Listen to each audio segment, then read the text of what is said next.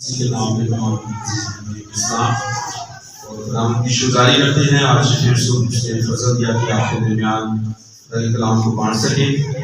اور general founder leader brother church کے عبد المسیح کا شکریہ, پاسٹر وسیم مبارک صاحب کا شکریہ, تمام مینیجرس کا, چرچ کمیٹی کا شکریہ جنہوں نے موقع دیا کہ آپ کے ساتھ کلام کی بات کریں. کلام خدا میں سے فلپیوں کے نام اور رسول کا خط ہے, اس کا دوسرا باب اور اس کی 12ویں حیثیت. فلپی کی کلیسیا کے نام اور رسول کا خط, اس کا دوسرا باب اور اس کی 12ویں حیثیت.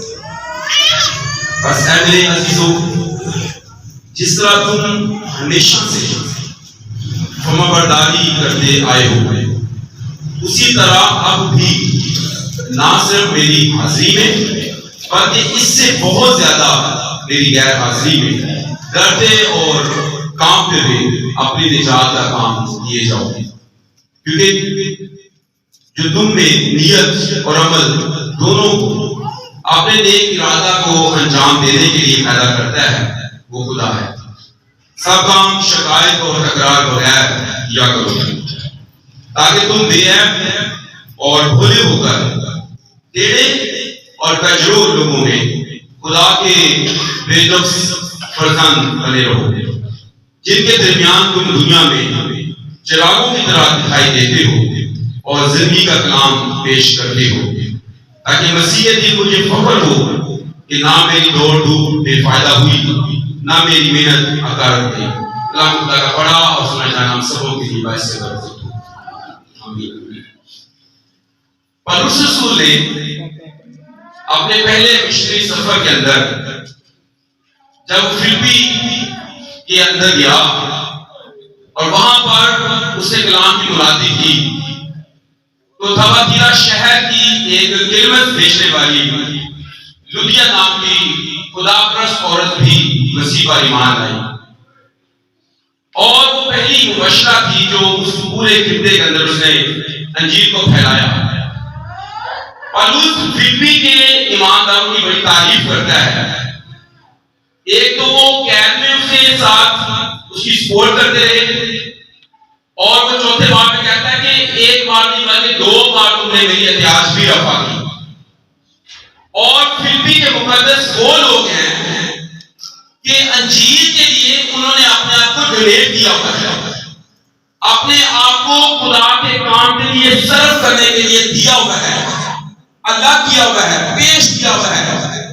اور وہ اس کے پہلے باب کی 5ویں آیت میں فلپی کے مقدسوں کی تعریف کر کے کہتا ہے, اس لیے کہ تم اول روز سے لے کر آج تک خوشخبری کے پھیلانے میں شریک ہو.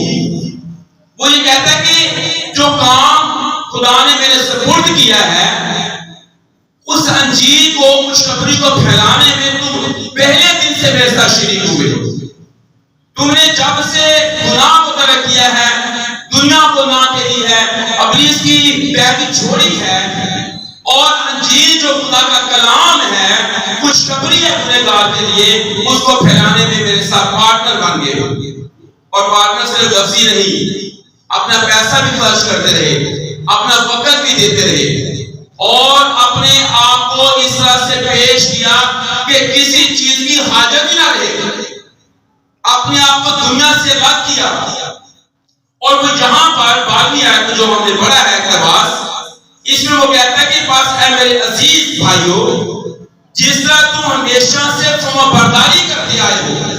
وہ اس بات میں ان کی تعریف کرتا ہے کہ تم ایسے ایماندار ہو جنہوں نے خدا کے کام کے لیے فرما برداری کی ہے. اور فرما برداری کا مطلب ہوتا ہے فرمان کو بجا لانا, یعنی حکم کے نیچے رہنا.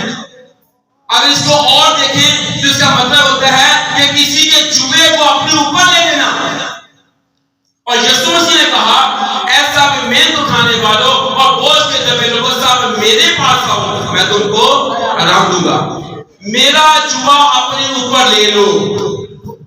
وہ اسی بات میں تعریف کر رہا ہے کہ یہ جو جوا ہے یہ یسوع مسیح کا جوا ہے, یہ یسوع مسیح کا حکم ہے کہ بس تم جا کر ساری قوموں کو شریک بناؤ اور ان کو باپ اور بیٹے اور قدس کے نام سے بپتسمہ دو اور ان باتوں کی تعلیم دو.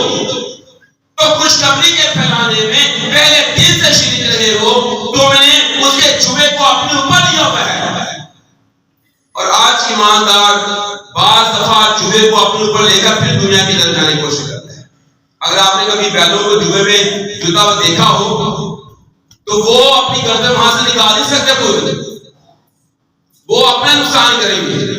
آج بہت سارے ایماندار کبھی کبھی وہ خداوند کی خدمت کے لیے کہتے ہیں کہ میں ہوں یسوع نہیں ہوں, لیکن اس فرمانبرداری سے اس جمعے سے پھر وہ نکل بھی جاتا ہے. وہ کہتا ہوں ٹائم کو نہیں گا, اب فیملی کو دیکھنا ہے, اب میں نے بزنس کو دیکھنا ہے, جاب کو دیکھنا ہے, دنیا میں دیکھنی ہے, اور وہ پھر انجیل سے دور چلا جاتا ہے. لیکن پالوس رومے کے اندر بھی یہ بات کہتا ہے میں انجیل سے شرماتا نہیں ہوں. آج ایماندار انجیل سے شرماتا بھی ہے, وہ یسوع کا کہلانے سے شرماتا بھی ہے, اس کا جوے کو اپنے اوپر لینے سے شرماتا بھی ہے. اس لیے تو یسوع کہتا ہے میرا جوا اپنے اوپر لے لو. تو یہاں پر فلمی کے مقدسوں کی تعریف کر کے کہتا ہے کہ تم فرمانبرداری کرتے آئے, تم نے اس کے جوے کو اپنے اوپر لیا ہوا ہے.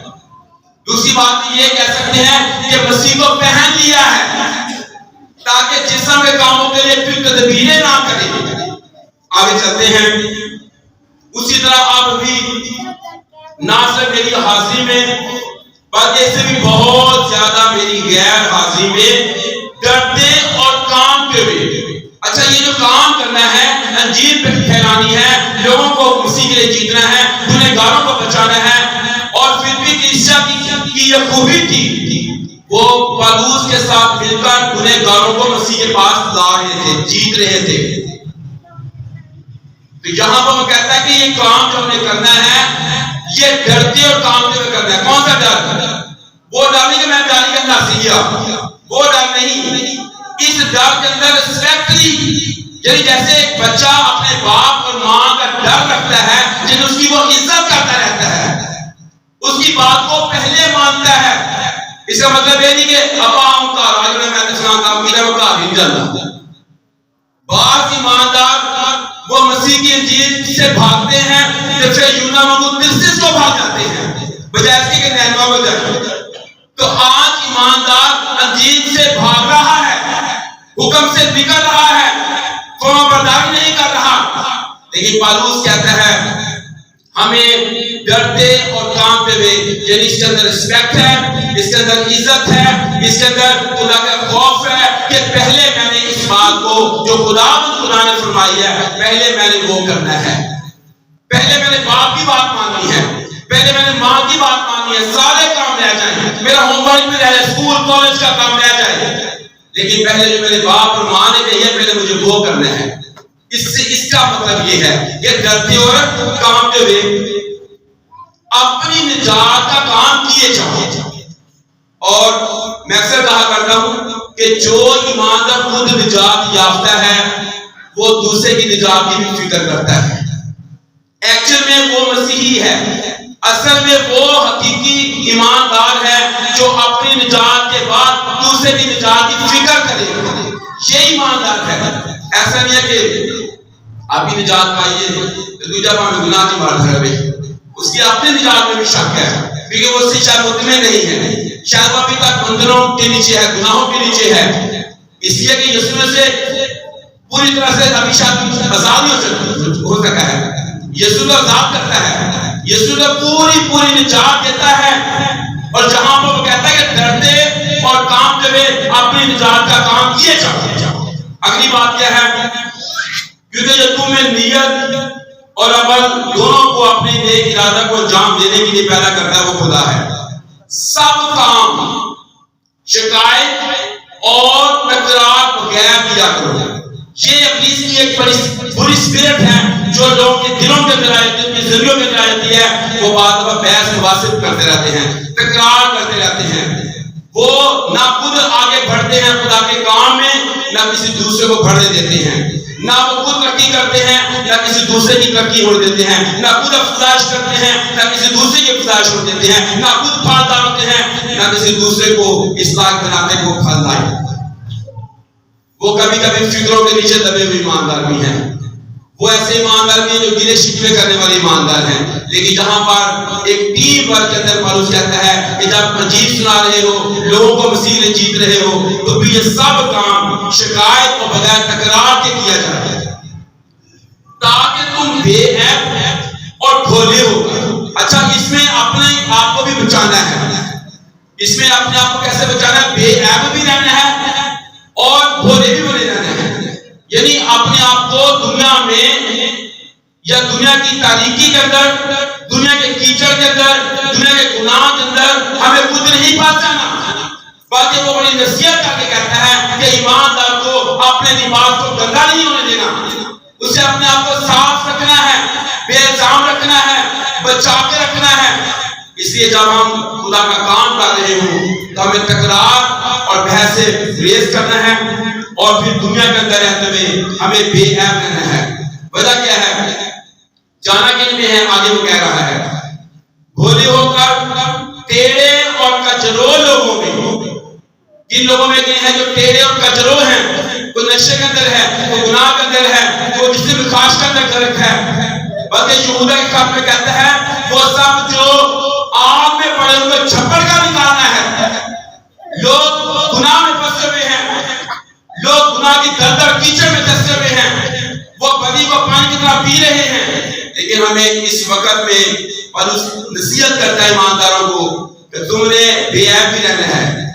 تم نے ایسے لوگوں کے پاس یہ جا رہے ہو جو ٹیڑے ہیں، کچرو ہیں، جو گناہ سے وہ پسند کرتے ہیں۔ ایک دفعہ ایک کپل تھا، وہ جانور پالنا پسند کرتے تھے۔ وہ ایک چھوٹا سور کا بچہ لے آئے کہ چلے اس کو بھی پالتے ہیں۔ وہ اس کو روزانہ ہی شیمپو لگاتے، نہلاتے اور صاف رکھتے۔ ایک دن اچانک سے ان کے ہاں بارش ہوئی، تو وہ بیٹھے ہوئے تھے اور وہ جو سور کا چھوٹا بچہ وہ بھی وہاں بیٹھا ہوا ہے۔ اچانک سے جب اس نے دیکھا کہ بارش ہے اور کیچڑ مچ گیا ایک دم سے، تو وہ چھوٹا بچہ ان کے پاس سے جو بھاگا باہر کی طرف چلا گیا اور بارش میں خوب نہایا، اور کیچڑ میں اس نے اپنے آپ کو اچھا ادھر گھما لیٹیاں مارنے چلیاں، ایک جگہ اپنے آپ کو کر دیا، گندا کر دیا۔ پترس کیا کہتا ہے؟ کہتا ہے کہ نہائی ہوئی سور کی دلدل میں لوٹنے کی طرف جاتی ہے۔ یاد رکھیے گا، یہ جو ان کے اندر نیچر ہے گناہ کی، یا گناہ کو پسند جو کرتا ہے شخص گنہگار، اس کو وہاں سے نکالنا تھوڑا مشکل ہو سکتا ہے، لیکن ناممکن نہیں ہے۔ آپ غور کیجئے گا کہ یہاں پر پالوس یہی کہہ رہا ہے، تم نے ٹیڑے اور کچرو لوگوں کو گناہ میں سے نکالنا ہے، جو گناہ کو پسند کرتے ہیں، نشے کو پسند کرتے ہیں، اپنی جگہ کو چھوڑنا نہیں چاہتے جہاں جس منڈلی میں وہ ہیں، لیکن ہمیں ان کے پاس جانا ہے مسیح کے کلام کو لے کر، انجیل کو لے کر، خوشخبری کو لے کر۔ آگے لکھا ہے خدا کے بے نقص فرزند بھی بنے رہنا ہے۔ خدا کے ایسے فرزند بنے رہنا ہے جن میں کوئی نقص نہیں پایا جاتا۔ ایسا نہیں ہے کہ میں آپ بھی نال ہی پہ جمع، ایسا نہیں ہے کہ شرابی چھڑائیں گے تو نال آپ بھی پہ نام نال پہ، ایسا نہیں کہ میں تاش بچائیں گے تو آپ بھی نال دو یا گیما دال دینا، لوڈو میں بچائیں گے نال لوڈو دال دینا، ایسا نہیں ہے۔ بہت دفعہ امام میں کہتا ہے اور میں جو تھے جس سے بیٹھا تھا میں اور نجات ہونا چاہتا۔ ہاں، آپ نے ان کے نجات کے لیے دعا کرنی ہے، آپ نے ان کے نجات کے لیے کوشش کرنی ہے، کلام لے کر جانا ہے، انہیں نال رال نہیں جانا، ان جیسے نہیں ہو جانا، ان جیسے کام نہیں کرتے ہیں۔ اپنے آپ کو بے نقص فرزند بنا کے رکھنا ہے، جن کے درمیان تم دنیا میں چراغوں کی طرح دکھائی دیتے ہو۔ تم چراغ ہو، لوگ تاریکی میں ہیں لیکن ایماندار چراغ ہے۔ یسوع نے متی کے انجیل میں کہا تم دنیا کے نور ہو۔ جو شہر پہاڑ کا بسا ہے وہ چھپ نہیں سکتا، چراغ جلا کر اسے پلنگ کے نیچے نہیں بلکہ چراغ کان پر رکھتے ہیں جس سے تاکہ سب لوگوں کو روشنی پہنچے۔ اسی طرح تمہاری روشنی آدمیوں کے سامنے چمکے تاکہ وہ تمہارے نیک کاموں کو دیکھ کر خدا باپ کی جو آسمان پر ہے تمجید اور تعریف کرے۔ تم چراغ ہو، تم روشنی ہو، تم نور ہو، اور خداوند چاہتا نہیں ہے کہ آپ تاریکی یہ کام کریں۔ اس سے پالوس یہ صلاح دے رہا ہے بے نقص فرزند بنے رہو، تم دنیا میں چراغوں کی طرح دکھائی دیتے ہو، اور لاسٹ میں ہے اور زندگی کا کلام پیش کرتے ہو۔ ہمارے پاس جو خدا کا کلام ہے یہ زندگی ہے. جس نے فرمایا میرا کلام میری منہ کی باتیں روح اور زندگی ہیں. اور پترس کہتا ہے تم اچھا کرتے ہو جو یہ سمجھ کر اس پر غور کرتے ہو کہ وہ ایک چراغ ہے. ہمارے پاس زندگی کا کلام ہے. یسوع نے سامنے سے کہا اگر تم مجھ سے مانگتی تو میں تجھے وہ پانی دیتا تیرے اندر سے زندگی کے پانی کی ندیاں جاری ہو جاتی. آج میرے عزیز بہن بھائیوں اگر ہم ایماندار ہیں نجات پا چکے ہیں ہمیں گنہگاروں کے پاس جانا ہے مسیح کے کلام کو لے کر اور ہمیں خداوند کی پوری فرمانبرداری کرنی ہے. خدا کے بے نقص فرزند بنے رہنا ہے نور بن کر چمکنا ہے اور ہمیں زندگی کا کلام پیش کرنا ہے. وہ کلام جس نے مجھے زندگی دی جس سے اندھے نے کہا میں پہلے اندھا تھا لیکن اب بینا ہوں. پہلے میں بھی گناہ میں تھا پہلے میں بھی اس طرح سے گناہ میں پھنسا ہوا تھا. پالوس کہتا ہے میں سب سے بڑا گنہگار تھا لیکن یسوع نے مجھے نجات دی ہے. جو نجات آپ نے پائی ہے اس گواہی کے وسیلے سے اس کلام کے وسیلے سے آپ بہت ساری گنہگار دنیا کو مسیح کے لیے جی سکتے ہیں. خدا اسلام کے وسیلہ سے ہم سب کو بڑی برکت بخشے. آمین.